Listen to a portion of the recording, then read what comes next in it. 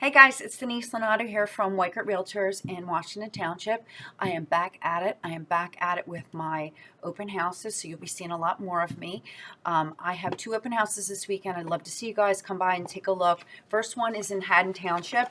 It's in the Oakland section of Haddon Township, which is, in case you're not sure what that area, it's actually right next door to Collingswood. So it's a block or two away from Collingswood, which is where all the shops are. It's just a cute, quaint area.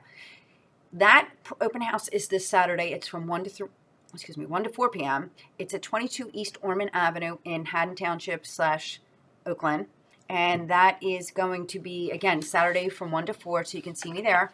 And then on Sunday, I have a second open house. So this is a townhome.